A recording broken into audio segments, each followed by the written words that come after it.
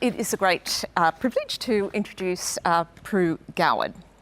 Now, Prue, of course, is a former Cabinet Minister. She was also Sex Discrimination Commissioner, which I well remember from my early days of writing the Corporate Woman column, and I would speak to Prue. Hi, Prue. And of course, she was a pioneering television reporter with the ABC. So, you know, she's got all the right qualifications, let's be honest. She has a long history of promoting women's rights and driving reform. And of course, very recently, she was asked by Premier Berejiklian in New South Wales to conduct a review into policies and procedures in ministerial offices. And the results of that review have come out quite recently. And I thought it would be great to concentrate on that today, Prue, and to get your reading. I read through the review and you've made some very strong recommendations, which the Premier, I believe, has accepted in principle. But I wonder if you can tell us, given that this is a session about risk assessment and transparency, and both of those come up in your findings, tell us a little bit, because I noted when the results came out of the review, that you found that the protections and processes available to ministerial staff were unclear, ineffective and inadequate. And that's pretty comprehensive. What are some of the ingredients that led you to come to that conclusion? What were the things that were not working, I guess, at the moment, that need to be looked at for future reform? Well, of course, it's the Premier's review, and I'm really not able to sort of now provide a commentary on my own review. She has accepted those recommendations, and we're now into phase 2, which is developing appropriate policies. But I think there'd be nobody here, and thank you, by the way, for including me in today. I don't think there'd be anybody on this conference call that didn't believe that transparency drives reform. It provides and forces accountability, because what gets measured gets seen, and what gets seen gets done. So a large part to me of moving from the next stage of Not In My Workplace, which of course is a lot more than just the grievance procedures that most companies now have. It's a lot more than risk management. I think that's been what's happened, because it's derived from the law, from workplace, occupational health and safety laws, and from anti-discrimination law. There's been a natural go-to for corporates particularly to just say, well, how do we mitigate our legal risks? Yes, all right, well, we need to tick a few boxes. We need to have a grievance procedure. We need to provide a counselling service, and we need to speak about it twice a year so we can prove that we're good leaders, because the courts now obviously recognise vicarious liability of an employer, and if they don't do those things, that goes to damages, so that even if the employer is not the perpetrator of the abuse or the events that have led to the mental distress or otherwise of the victim, there is still a responsibility held by the employer because it happened in their workplace. So I guess a large part of moving forward is being brave about monitoring, being brave about publishing your figures. And, you know, you see a lot of companies very happy to do the grievance procedure, and then you say, well, how about doing a people and safety survey every year? How about publishing the results about the number of people who do make anonymous complaints or legal or formal complaints? And there's a lot more tentativeness about those. But to me, the real point of Not In My Workplace and where we have to get to is prevention and early intervention. I mean, as everybody on this call will say, women actually, nobody really wants to make these complaints. Despite all the assurances that employers give, there's huge risk in making a complaint. As people said in every one of those reviews, parliamentary reviews that I read in preparing my own report, the House of Commons report, the House of Lords report, the South Australian Parliament report, the New Zealand Parliament report, they all made the same point, that nobody believed that being given assurances about, oh, you won't be sacked, meant anything in the real world. When you have huge power imbalances, just not going to happen. So nobody really wants to do anything very much if they can avoid it. What they just want is for the behaviour to stop or have not occurred. I mean, let's stop calling them behaviours, actually. I think we just call them hostilities, because that's what they are. And I think that's where we've really got to put a bit more thought in it. I think there's been a tendency to think if this is a result of gender inequality and lack of respect for women, then then it's simple. You just teach men to respect women. Now, I've looked at, because my work at the university is very much involved in evidence and what constitutes evidence and how you measure evidence. But the evidence around the world of those programs that are based on explaining gender equality to men are that they are not effective, whereas peer support, bystander training, good experiential gender discussions, that is actually quite effective. So I think we've got to be clear about where we want to get to, which is prevention, and we've got to be honest about what works and not what we'd like it to be. I mean, yes, we would all like men to be actually reminded very thoroughly of how terribly we have been treated over the centuries, over the millennium, and how terribly they continue to treat us, even the good men, when they think they're doing the right thing, still patronise and discriminate in all sorts of subtle ways.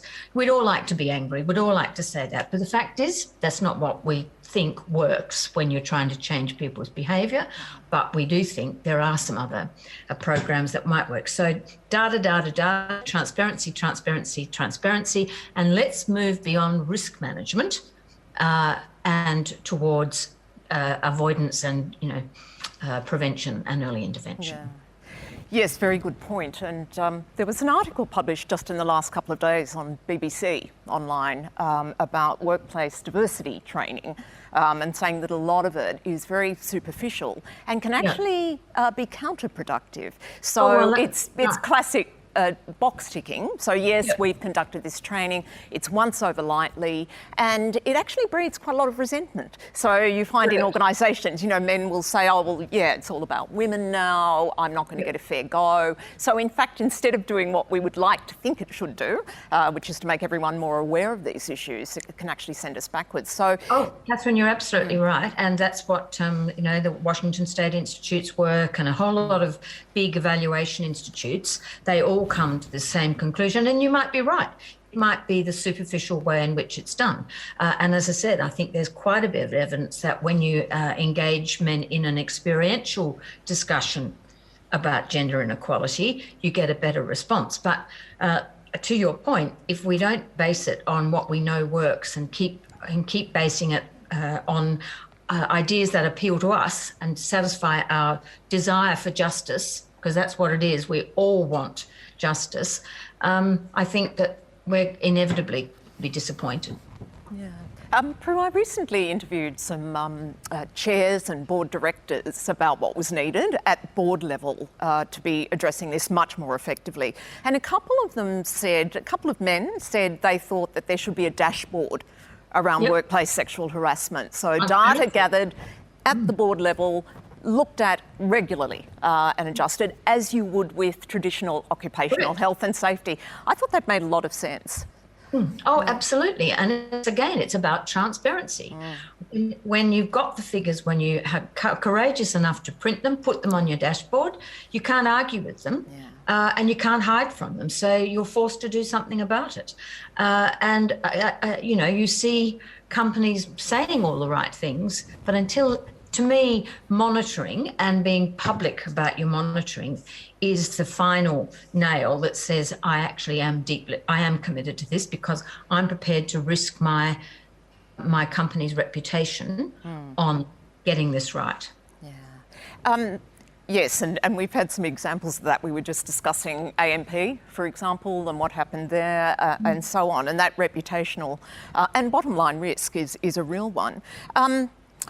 with the whole area of leadership and education, now I think we're in agreement that it can't be done superficially and it needs to be done in a way, but there does seem to be, coming out of various pieces of work done in this area, the idea that actually quite a lot of senior people do need to understand what constitutes sexual harassment and bullying, which strikes me as kind of a bit depressing. But on the other hand, if that's the case, is that something that you picked up when you've been doing your work, that we need to actually, there needs to be more clarity around what this actually is?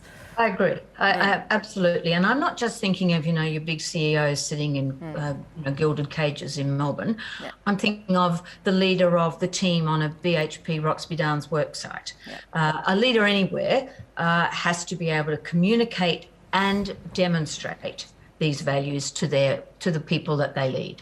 And I think there is far too much lip service paid to this, and often not enough thought given to how do we communicate that leadership to our staff.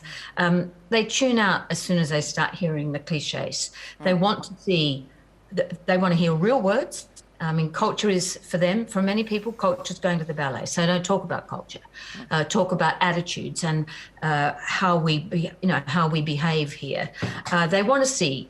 Real leadership is if you are a fitter and turner leading a fitting and turning team at a mine site, is the leader of that team taking the new female apprentice into the lunchroom every day, sitting with her, bringing blokes up to say hello to her, and making it clear that you respect her and you expect her to be treated respectfully.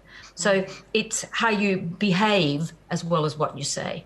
Yeah, that reminds me of an anecdote I heard from a senior executive at a resources company recently, and he said he will actually stop the meeting if there is an example of a lack of respect, relying on stereotypes and so on. Stop the meeting, call it out.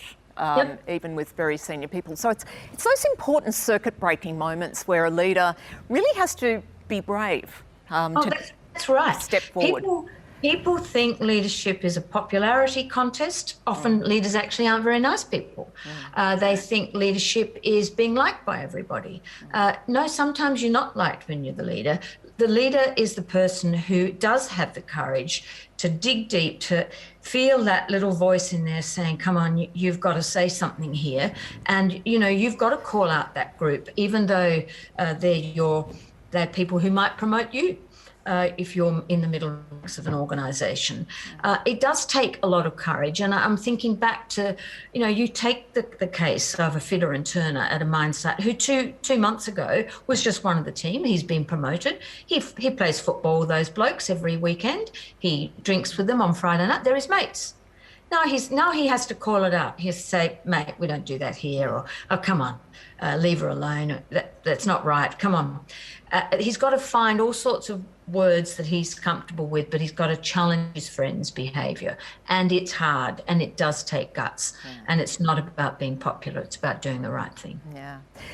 Prue, when you look at where we are now, and I don't know if this occurred to you, but when I watch people like Brittany Higgins and Grace Tame, particularly earlier this year, I was really fascinated by how firmly they pushed back on the idea that they were bearing any blame for what had happened. They were really firm about that. I think that's a shift, and I think that when I was a younger woman, that I think we had a tendency, and it was reinforced around us, to say, oh, well, you did something. You brought that on yourself.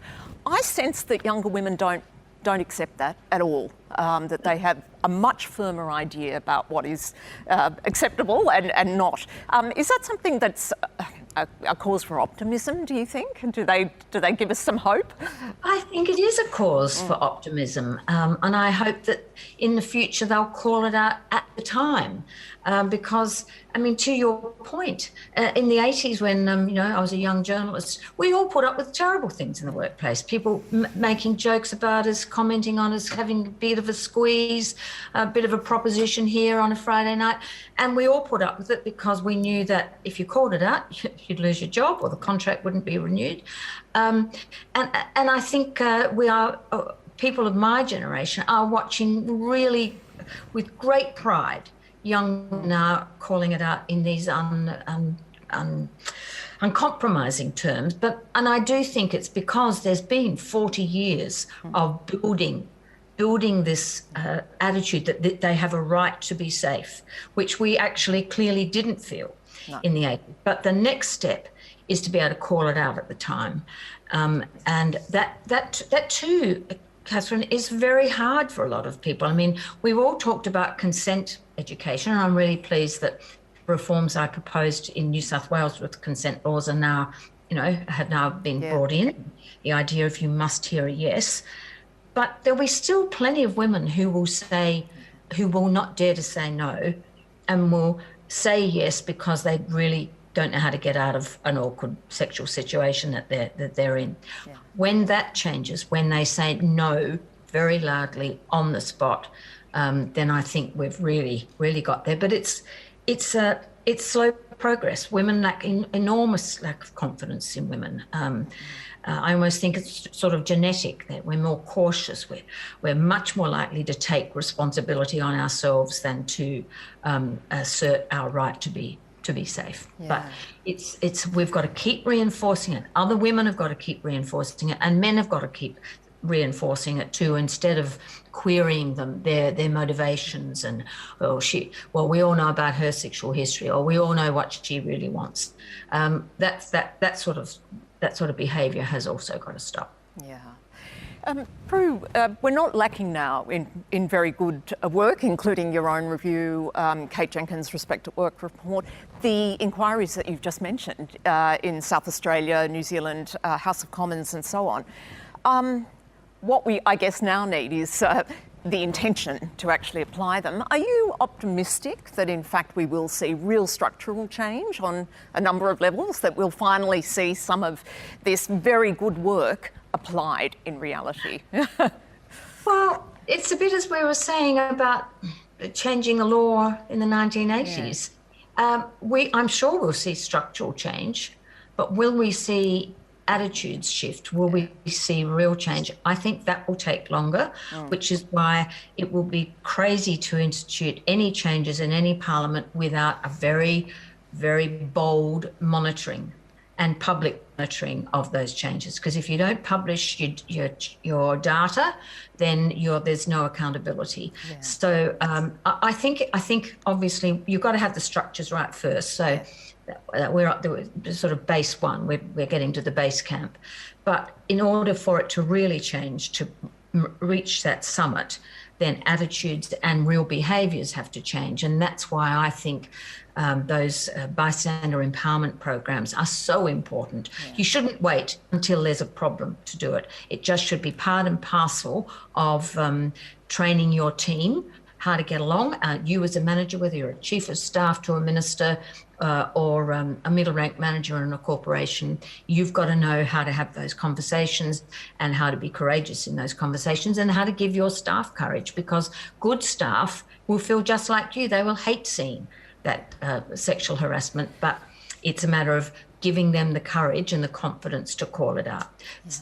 I think we're at the beginning of the journey, Catherine, but it's nowhere near, we've nowhere near got there. No. And I think also it's become really apparent to me, and I think for a long time I thought generational change would actually see attitudes and behaviour, that part of the equation shift. But I don't think we can rely on that either. I think, in fact, it's not always about a different cohort coming through. And in fact, some of the data shows us that younger men, kind of mid-career and just before that, are actually slightly more conservative about who should be the primary earner, who should do the domestic labour. So I think, again, and it's an old story for those of us in the women's movement, sometimes it's cyclical, and I think getting those changes is going to be a longer process, as you say. And it's talking about it, it's demonstrating it, it's demonstrating that it works for a couple, that it gives you more options, that it's wonderful to be able to share economic responsibilities. I mean, for the Sex Discrimination Commissioner, the pitch to blokes was, do you really want to wear this and wear yourselves out for 50 years on your own? I mean, don't you want to share financial and the joys of being a parent with your partner? does it just have to be divided into in the way that we've been doing it? So there's plenty in this for blokes as well. We just got to make sure that it is that the gender movement is an inclusive movement. Yeah, yeah. Yeah, those social norms can sure be difficult to shift. It's been delightful to chat to you, Prue. Thank you. Yes. And thank you so much for all the work that you've done over such a long time. Fantastic. Thank you.